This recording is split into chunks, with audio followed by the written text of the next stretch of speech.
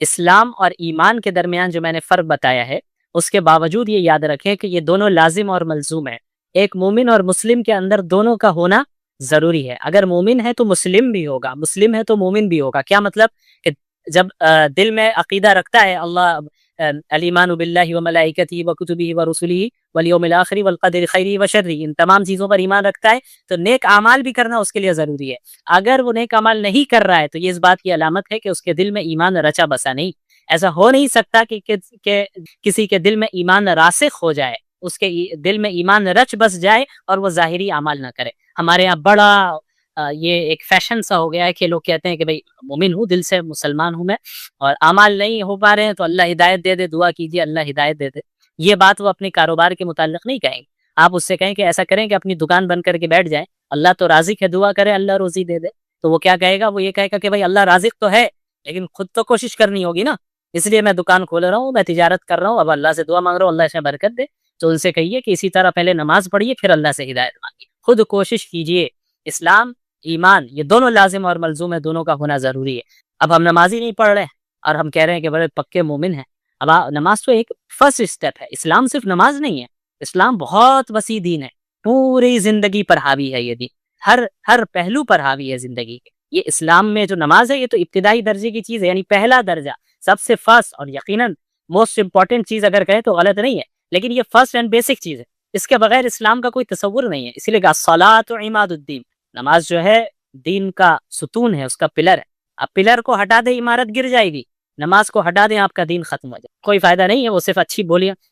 میٹھی میٹھی باتیں کر لینے کا، اصل تو دل صاف ہونا چاہیے، اچھی باتیں کر لیں، غیر محرم سے بات کر رہے ہیں کیا حرج ہے، میری نیت تو صاف ہے ماشاءاللہ۔ تو بے نمازی کے متعلق یہ یاد رکھیں کہ فقہا کے درمیان اختلاف ہے کہ وہ مومن ہے یا کافر ہے۔ فقہائے حنابلہ امام احمد بن حنبل رحمۃ اللہ علیہ کے نزدیک وہ شخص جو جان بوجھ کر نماز چھوڑتا ہے وہ کافر ہے، اسے نہ ہی غسل دیا جائے گا، نہ ہی اس پر اس کی نماز جنازہ پڑھی جائے گی، اور نہ ہی اسے مسلمانوں کے قبرستان میں دفنایا جائے گا۔ ان کی دلیل کیا ہے؟ آپ صلی اللہ علیہ وسلم نے فرمایا من ترک الصلاۃ متعمدا فقد کفر، کہ جس نے جان بوجھ کر نماز ترک کی اس نے کفر کیا۔ تو امام احمد کہتے ہیں کہ جب اس نے کفر کیا لہٰذا وہ کافر ہو گیا، اور جب وہ کافر ہو گیا تو اس کی نماز جنازہ نہیں پڑھی جائے گی، وہ کافر ہو گیا تو اس کی تجہیز و تکفین نہیں کی جائے گی، وہ کافر ہو گیا تو اسے مسلمانوں کے ساتھ دفنایا نہیں جائے گا، وہ مومن نہیں ہے، اس کو کافر کی طرح ٹریٹ کیا جائے گا۔ امام احمد بن حنبل اور فقہائے حنابلہ کی دلیل ہے، اور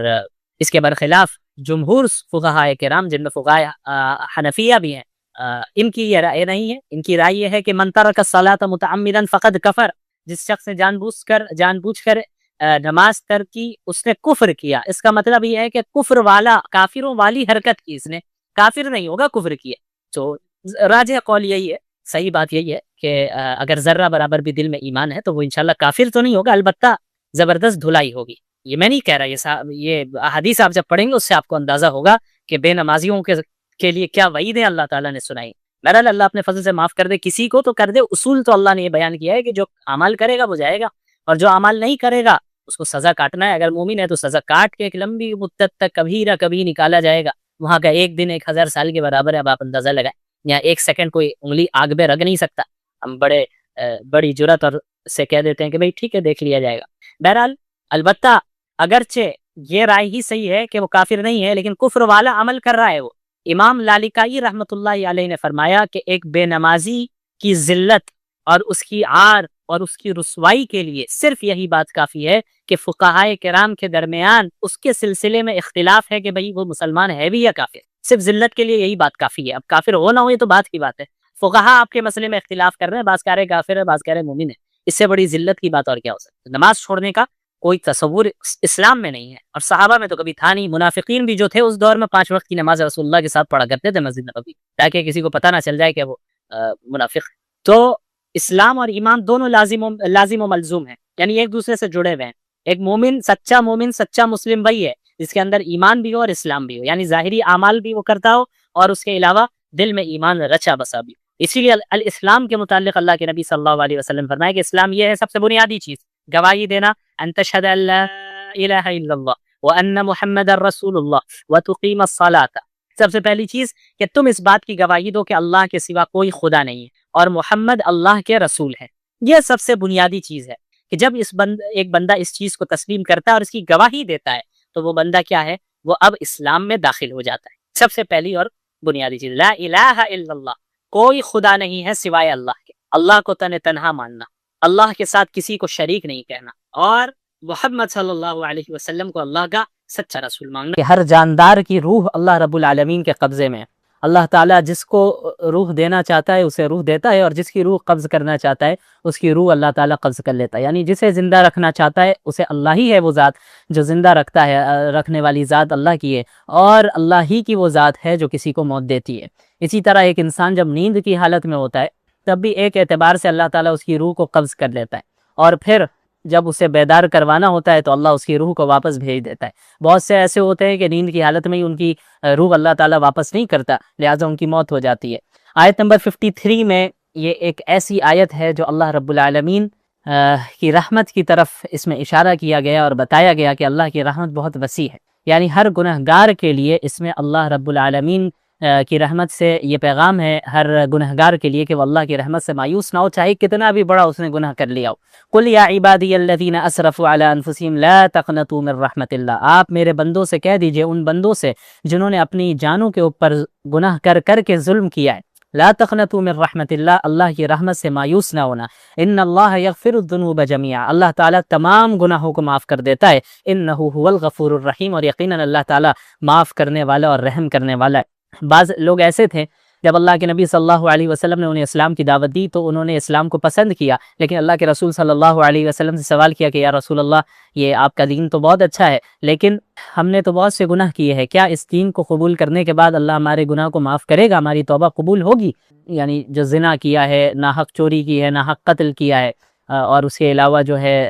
شراب پی ہے وغیرہ وغیرہ بڑے چھوٹے گناہ کیے، تو اللہ تعالیٰ نے اس آیت کا نزول فرمایا کہ جتنا بھی بڑا گناہ ہو، یہاں تک کہ کفر اور شرک ہی کیوں نہ ہو، اگر اس دنیا میں انسان نے توبہ کر لی تو اللہ معاف کر دے گا۔ موت آ گئی کفر اور شرک کی حالت میں تو کفر اور شرک اللہ معاف نہیں کرنے والا، اس کے علاوہ اللہ چاہے جس کے چاہے اس کے گناہوں کو معاف کر دے۔ لیکن اس دنیا میں اگر بندہ توبہ کر لیتا ہے تو چاہے کتنا ہی بڑا گناہ ہو، چاہے زنا ہو، چوری ہو، ناحق قتل ہو، یا شراب ہو، یا دیگر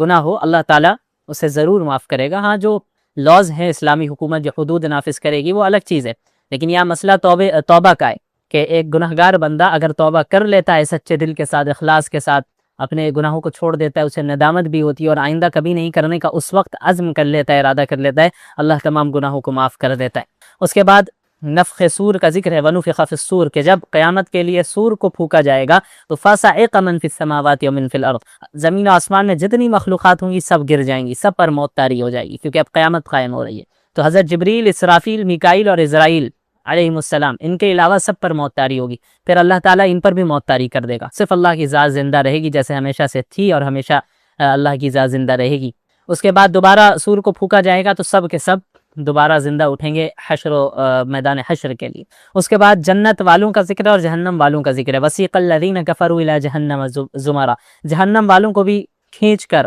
انہیں لایا جائے گا جہنم میں، اور جب وہ آئیں گے تو اس کے بعد ان کے لیے دروازہ کھولا جائے گا اور پھر جہنم میں انہیں پھینکا جائے گا اور پھر دروازہ بند کیا جائے گا۔ اور جو جنت والے ہوں گے، وسیق الذین اتقوا ربهم الی الجنۃ زمرا، انہیں بھی جنت لے جایا جائے گا، جنت کے سامنے لے جایا جائے گا اور ان کے لیے دروازے کھلے ہوں گے پہلے سے۔ جہنم والوں کو جب جہنم میں لے جایا جائے گا تو دروازہ بند ہوگا، ان کے آنے کے بعد کھولا جائے گا۔ جنت والے جب جنت جا رہے ہوں گے تو ان کے لیے دروازے پہلے سے کھلے ہوں گے۔ یہی فرق ہوتا ہے مہمان خانے میں اور قید خانے میں۔ مجرموں کو جس طرح قید خانوں میں ڈالا جاتا ہے، جیلوں میں ڈالا جاتا ہے، تو وہ جب جاتے ہیں ان کے سامنے دروازہ کھولا جاتا ہے، پھر اندر بند کیا جاتا ہے، پھر جو ہے دروازہ بند کیا جاتا ہے، ادھر بھی انہیں انتظار کرنا ہوتا ہے۔ لیکن جو مہمان خانے ہوتے ہیں، گیسٹ ہاؤس ہوتا ہے، اور پھر مہمان کے استقبال جب کیا جاتا ہے تو باہر نکل کے استقبال کیا جاتا ہے، مہمان کے لیے پہلے سے دروازے کھلے ہوتے ہیں، اس لیے جنت والوں کے لیے بھی پہلے سے دروازے کھلے ہوں گے۔ اس کے بعد سورۃ المومن کی ابتدا ہوتی ہے، اس میں فرعون کی قوم کے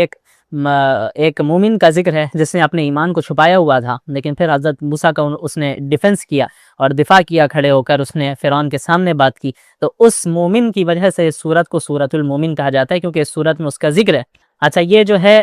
حامیم سے جتنی صورتیں شروع ہوتی ہیں ان میں کی یہ پہلی صورت ہے۔ تقریباً جو ہے ایسی 7 صورتیں ہیں جو حامیم سے شروع ہوتی ہیں، سورہ مومن، سورہ حامیم سجدہ، سورہ شورا، زخرف، دخان، جاثیہ، احقاف، یہ 7 صورتیں جو حامیم سے شروع ہوتی ہیں، اور ان تمام صورتوں کو، حامیم والی صورتوں کو حوامیم بھی کہتے ہیں اور آل حامیم بھی کہتے ہیں۔ بہرحال یہ سورۃ المومن ہے، اس میں اللہ تعالیٰ نے پہلے اپنی صفات کا ذکر کیا، پہلے العزیز العلیم، اللہ غالب ہے، علم والا ہے،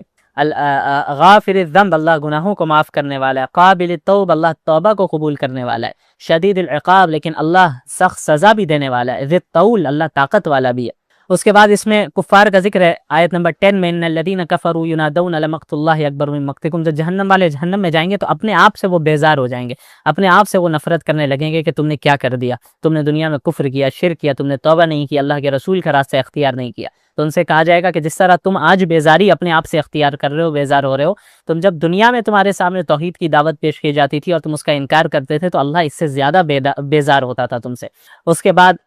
ان کی تمنا کا ذکر آیت نمبر 11 میں، قالوا ربنا امتنا اثنتین واحییتنا اثنتین فاعترفنا بذنوبنا فهل الى خروج من سبیل، یا اللہ آپ نے ہمیں 2 بار موت دی، 2 بار زندگی دی، ہم نے اپنے گناہوں کو تسلیم کر لیا ہے، تو کیا اب نکلنے کا کوئی راستہ ہے؟ تو ان سے کہا جائے گا ہرگز نہیں، اب نکلنے کا کوئی راستہ نہیں ہے، تم کفر اور شرک میں تمہاری موت ہوئی، اب ہمیشہ ہمیں جہنم میں رہنا ہے۔ 2 بار موت کا کیا مطلب ہے؟ انسان اس دنیا میں پیدائش سے پہلے وہ تھا ہی نہیں، وہ موت ہے، اور دوسری موت کون سی ہے؟ جب اس دنیا میں وہ پیدا ہونے کے بعد مرتا ہے تو وہ دوسری موت ہے۔ 2 زندگی کون سی ہے؟ کہ اس دنیا میں جب پیدا ہوتا ہے تو یہ پہلی زندگی ملتی ہے، اور دوسری زندگی آخرت میں دوبارہ اسے اٹھایا جائے گا، زندہ کیا جائے گا، وہ دوسری زندگی۔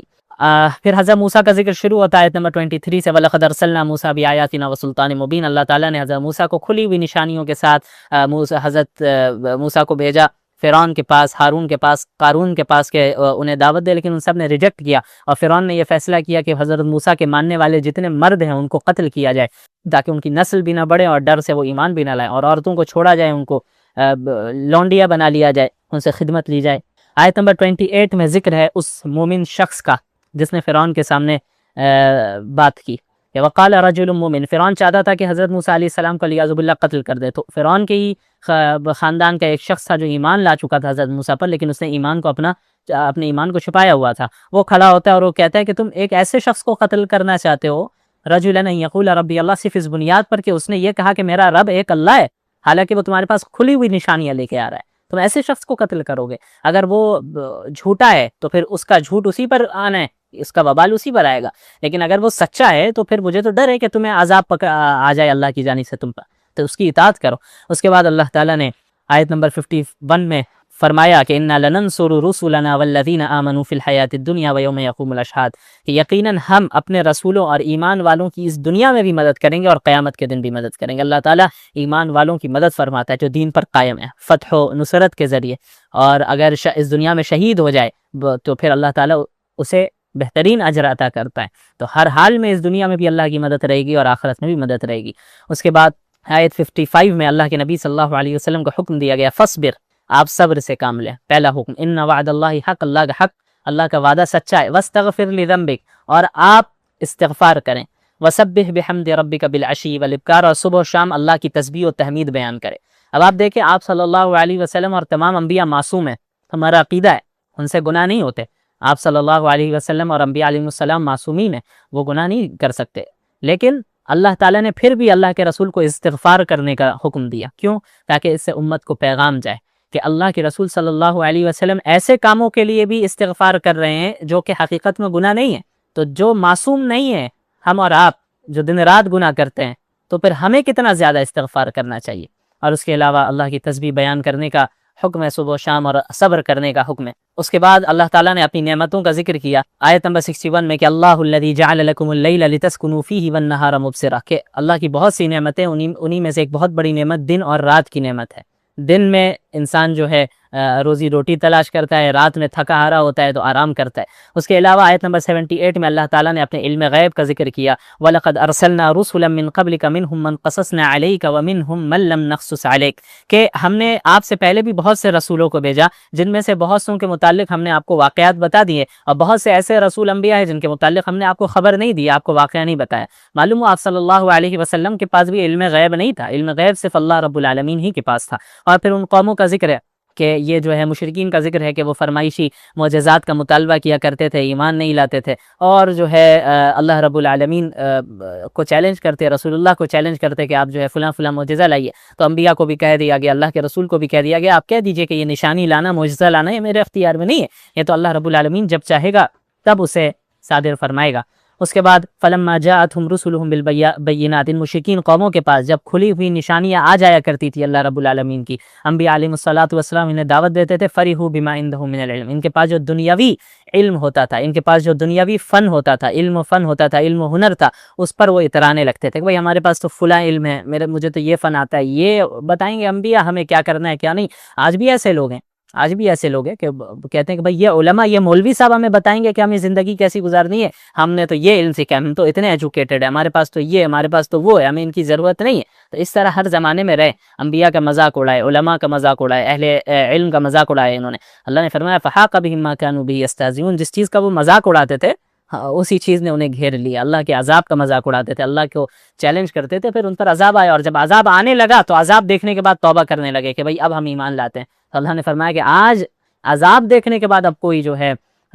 توبہ قبول نہیں ہونے والی۔ اللہ کا نظام ہے، ایک تو یہ کہ حالت غرغرہ سے پہلے توبہ کر لے تو توبہ قبول ہے، عام موت جب ہوتی ہے حالت غرغرہ سے پہلے، اب روح نکلنے والی اس سے پہلے توبہ کر لے تو توبہ قبول ہے، حالت غرغرہ کے بعد آنے کے بعد اب توبہ قبول نہیں ہے۔ اس کے علاوہ ٹھیک اسی طرح جب اللہ کا عذاب آ رہا ہوتا ہے تو عذاب کو دیکھ لینے کے بعد اب کوئی توبہ قبول نہیں ہوتی۔ فرعون نے بھی توبہ کی تھی جب ڈوب رہا تھا وہ، لیکن وہ توبہ اللہ نے قبول نہیں کی، کیوں؟ کیونکہ اس نے عذاب کو دیکھ لیا۔ تو عذاب کو دیکھنے سے پہلے اگر توبہ کر لیتا ہے بندہ تب تو وہ توبہ قبول ہے۔ اس کے علاوہ سورہ حامیم سجدہ کی ابتدا ہوتی ہے، حامیم تنزیل من الرحمن الرحیم۔ اس میں ہوا یہ کہ کفار مکہ کی طرف سے آپ صلی اللہ علیہ وسلم کو پیشکش کی گئی۔ ابو الولید عتبہ بن ربیعہ نامی ایک شخص آپ صلی اللہ علیہ وسلم کے پاس آیا، اس نے کہا کہ دیکھیں آپ کو حکومت چاہیے، ہم آپ کو حکومت دے دیں گے، آپ کو مال و دولت چاہیے، ہم قریش مال و دولت جمع کریں گے، آپ کو دے دیں گے، آپ پر اگر کوئی جن وغیرہ کا اثر ہے لیاذ باللہ تو ہم بہترین آپ کا علاج کرائیں گے، لیکن آپ توحید کی دعوت دینا چھوڑ دیں، آپ تبلیغ کرنا چھوڑ دیں، آپ جو ہے ہمارے بتوں کے خلاف نہ بولیں، ہمارے خداؤں کے خلاف نہ بولیں۔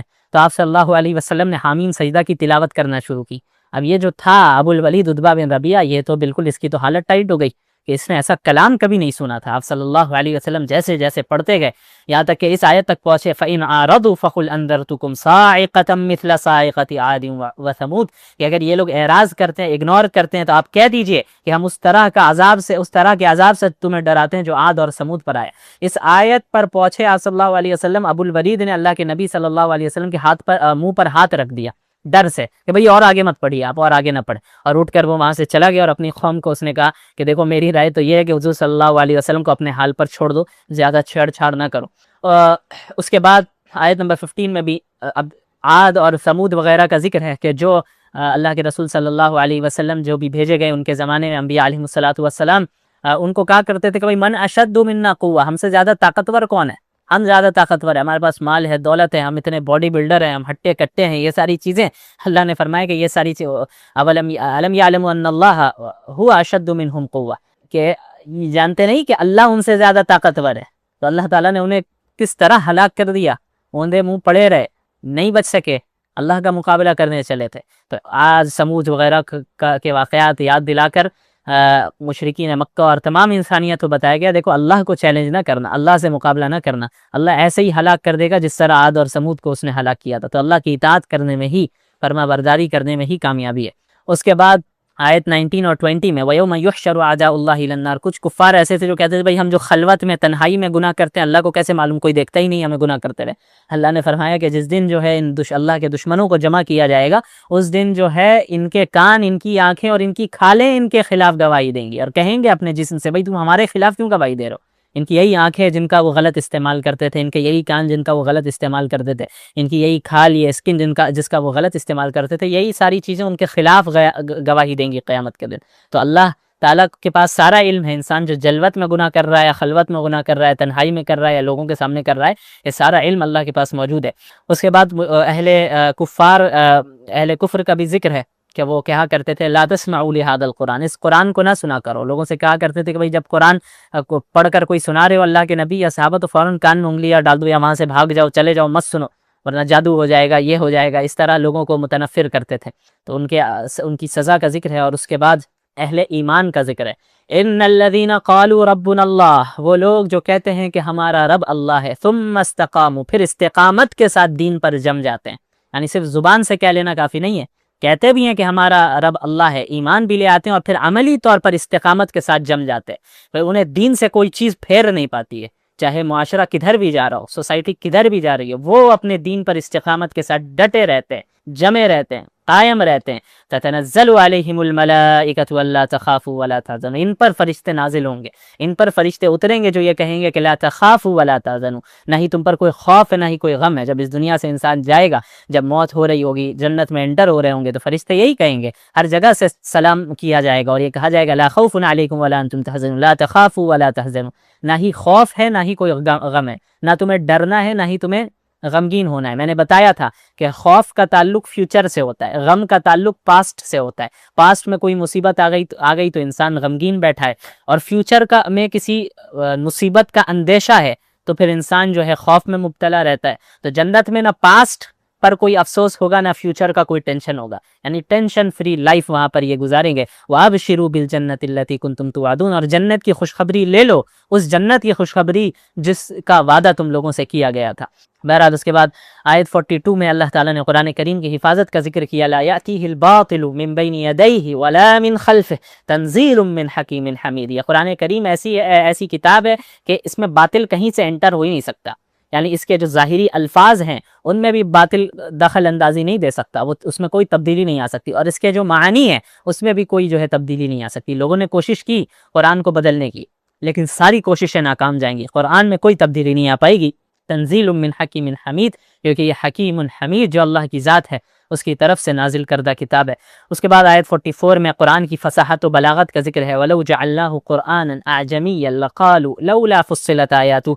أَأَعْجَمِيٌّ وَعَرَبِيٌّ۔ اس میں یہ بتایا گیا کہ اگر ہم نے قرآن کریم کو فصاحت اور بلاغت کی اعلیٰ درجے پر اور اعلیٰ لیول پر ہم نے نازل نہیں کیا ہوتا تو یہ کفار کہتے کہ بھئی یہ کیسی بات ہے، یہ محمد صلی اللہ علیہ وسلم تو فصیح زبان بولتے ہیں، لیکن قرآن جو ان پر نازل ہو رہا ہے وہ غیر فصیح ہے، تو یہ کیسے اللہ کی جانب سے نازل کردہ کتاب ہے؟ لہٰذا اللہ تعالیٰ نے فصاحت و بلاغت کے ایک دم اعلیٰ درجے پر قرآن کو نازل کیا کہ اس میں کوئی شبہ نہ رہے کہ یہ کتاب اللہ ہی کی ہے یا کسی اور کی ہے۔ ظاہر ہے اس چیز کی وضاحت ہے، اور قرآن جو پڑھے گا اور قرآن کے تمام علوم کو پڑھے گا اور قرآن کی